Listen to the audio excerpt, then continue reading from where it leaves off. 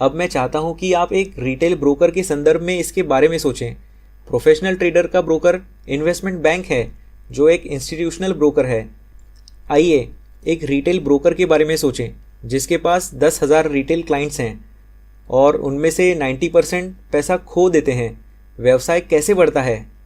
आइए इस बिजनेस की रियलिटी के बारे में सोचें। यदि आप ब्रोकरेज कंपनी के मालिक हैं तो आप इसे कैसे बढ़ाएंगे?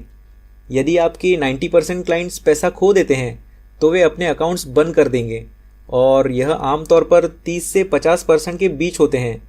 तो आपको उन लोगों से मिलने वाले पैसे का एक महत्वपूर्ण हिस्सा मार्केटिंग में खर्च करना होगा ताकि नए लोगों को अकाउंट्स ओपनिंग के लिए लाया जा सके और जो अकाउंट्स बंद हो रहे हैं उन्हें रिप्लेस किया जा सके। यही एकमात्र तरीका है जिससे आप एक्चुअल में सेम लेवल पर रह सकते हैं। यदि आप ग्रोथ चाहते हैं तो आपको बंद किए जा रहे अकाउंट्स की तुलना में अधिक अकाउंट्स खोलने की आवश्यकता है। तो कल्पना कीजिए कि आपके पास किसी भी समय 10,000 से 9,000 क्लाइंट्स हैं। आप क्या करेंगे यदि आपके पास 9,000 ट्रेडर्स तक पहुंच हो जो हमेशा पैसा खोते हैं? तो क्या कोई यहाँ आउट ऑफ द बॉक्स सोचता है? Come on, someone think outside the box here. There we go. तो अब हम उनके ट्रेड के ऑपोजिट डायरेक्शन में ट्रेड्स लेंगे, है ना? क्यों? क्योंकि आपके पास 90% विन रेशो होगा। आप दुनिया में सबसे अच्छे ट्रेडर्स होंगे। इसलिए हम आपको यहाँ जो दिखाने जा रहे हैं वह ज़्यादातर अमेरिका के बाहर इंटरनेशनल मार्केट्स पर लागू होता है।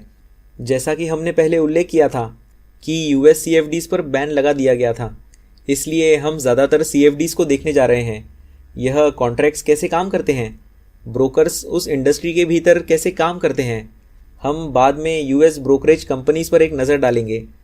यूएस के लोग ज़्यादातर ऑप्शंस ट्रेड करते हैं, इसलिए हम दुनिया के बाकी हिस्सों की तरफ अमेरिका के बाहर भी ध्यान केंद्रित करेंगे। इसलिए हम UK, Europe, Hong Kong, Singapore, middle east, Australia, New Zealand, south Africa को देखने जा रहे हैं, जो हम आपको यहाँ शुरू में दिखाएंगे कि इन सभी क्षेत्रों में क्या होता है। तो मैंने फिर से ब्रीफली इसका उल्लेख किया है, 90-90 फेनोमेनन।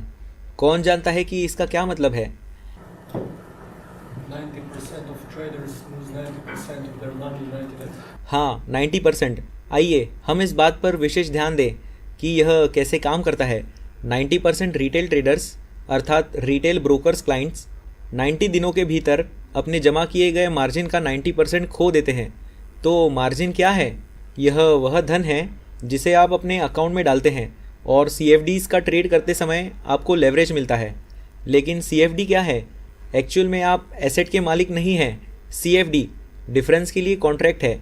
इसलिए यदि आप किसी स्टॉक पर CFD खरीदते हैं तो यह एक कॉन्ट्रैक्ट है जो रियल स्टॉक की तरह अंडरलाइंग एसेट की प्राइस को मिरर करता है।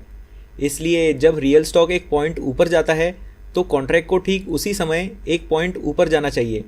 यही वह है जो इसे करना चाहिए। इसलिए जब आप प्लेटफॉर्म पर होते हैं और आप CFD प्लेटफॉर्म पर खरीदने के लिए बटन दबाते हैं तो आप स्टॉक के मालिक नहीं होते हैं, आप एक कॉन्ट्रैक्ट के मालिक होते हैं जो प्राइस को मिरर करता है। और इसीलिए इसे डेरिवेटिव कहा जाता है, क्योंकि कॉन्ट्रैक्ट की प्राइस अंडरलाइंग एसेट से प्राप्त होती है। और मार्जिन के दो प्रकार हैं। इनिशियल मार्जिन जो आप अपने अकाउंट में डालते हैं और फिर एक बार जब आप एक पोजीशन बना लेते हैं जिसे हम वेरिएबल मार्जिन कहते हैं। तो आपका मार्जिन कितना ऊपर और नीचे जा रहा है, आप कितना कमा रहे हैं या खो रहे हैं। क्योंकि दिन के अंत में क्या होता है, यदि आप कॉन्ट्रैक्ट खरीदते हैं और स्टॉक आपके पक्ष में जाता है तो ब्रोकर आपके अकाउंट में डिफरेंस का भुगतान करता है, वही अंतर के लिए कॉन्ट्रैक्ट।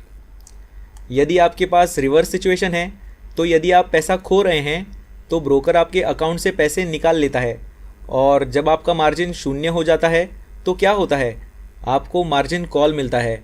आपको अपने अकाउंट में अधिक पैसा जमा करना होगा और यदि आप ऐसा नहीं कर सकते हैं तो ब्रोकर आपको पोजीशन से एग्जिट करवा देगा और आपका काम पूरा हो जाएगा, आपका अकाउंट ख़त्म हो जाएगा। इसलिए हम इन्हें डिफरेंस के लिए कॉन्ट्रैक्ट कहते हैं, क्योंकि डिफरेंस निकाला या डाला जाता है। आमतौर पर फॉरेक्स में, जाहिर है फॉरेक्स रिटेल ट्रेडर्स के लिए एक लोकप्रिय एसेट क्लास के लिए एक बहुत लोकप्रिय इंस्ट्रूमेंट है। आमतौर पर फॉरेक्स में आप अपने अकाउंट में जो भी जमा करते हैं, आप अपने अकाउंट में जो कुछ भी डालते हैं उसका 100 गुना तक उधार लेने की अनुमति होती है। तो इसका क्या मतलब है? यह 1% वेरिएबल मार्जिन है जिसका अर्थ है कि यदि आप 1% खो देते हैं तो यह शून्य हो जाता है। तो मान लीजिए कि आपने अपने अकाउंट में $1000 डाल दिए, तो आपको उस करेंसी पेयर में $1,00,000 तक का ट्रेड करने की अनुमति होगी, जिसे आप खरीद रहे हैं या शॉर्ट कर रहे हैं। और यदि आप 1% खो देते हैं तो आपका पूरा अकाउंट खाली हो जाता है। लेकिन क्या होगा यदि आप अपने अकाउंट में $10,000 डालते हैं? क्या होगा यदि आप अपने अकाउंट में $10,000 डालते हैं और $100,000 का ट्रेड करते हैं? तो यदि आप 1% खो देते हैं तो आप अपने कैपिटल का 10% खो देंगे। यह इसी तरह काम करता है। तो अधिकांश रिटेल ट्रेडर्स क्या करते हैं? आपको क्या लगता है कि यूके यूरोप में रिटेल ट्रेडर्स के ट्रेडिंग अकाउंट का एवरेज बैलेंस कितना है? तो यह अमेरिका के बाहर दुनिया के बाकी हिस्सों में है। यह कुछ है, और वे फॉरेक्स में $2,00,000 की पोजीशंस ले रहे हैं और कुछ दिनों में उड़ा दे रहे हैं। 100 गुना लेवरेज, हम इसे स्टॉक, कमोडिटीज़, ETFs के साथ कहते हैं। आप 10 गुना लेवरेज देख सकते हैं। इसलिए नंबर्स बिल्कुल उसी तरह काम करते हैं। यदि आप 10% खो देते हैं तो आप पूरा अकाउंट उड़ा देते हैं। लेकिन प्लेटफॉर्म पर इन सभी लोगों के बारे में सोचें। जिस तरह से हमने चर्चा की है, वह प्रोफेशनल ट्रेडर्स के ऑपोजिट तरीके से ट्रेड करते हैं। क्या यह आश्चर्यजनक नहीं होगा यदि हम एक ऐसी कंपनी चलाते हैं जहां हम हर बार जब रिटेलर्स ट्रेड करते हैं तो ऑपोजिट डायरेक्शन में ऑटोमेटिकली ट्रेड ले सकते हैं? हम 90% समय जीतेंगे। और यह सबसे बड़ी समस्या है। ब्रोकरेज इंडस्ट्री जिस तरह से काम करता है वह यह है कि रिटेल ट्रेडर्स के साथ बहुत बड़ा कॉन्फ्लिक्ट्स ऑफ इंटरेस्ट होता है। इसलिए ब्रोकर और उनके क्लाइंट्स के बीच बड़ा कॉन्फ्लिक्ट्स ऑफ इंटरेस्ट होता है, जो एक ऐसा सिनेरियो बनाते हैं जहां ऐसा एक्चुअल में इसलिए होता है क्योंकि वे लोग ऐसा चाहते हैं। इंफ्रास्ट्रक्चर का निर्माण रिटेलर्स के लाभ के लिए नहीं किया जा रहा है। रिटेलर्स का उद्देश्य पैसा कमाना है, यह उनका उद्देश्य नहीं है। उनका उद्देश्य रिटेलर्स के उद्देश्य के विपरीत है, जो कि रिटेलर्स का पैसा हड़पना है। इसलिए पहले दो कॉन्फ्लिक्ट्स ऑफ इंटरेस्ट एक्चुअल में स्पष्ट हैं।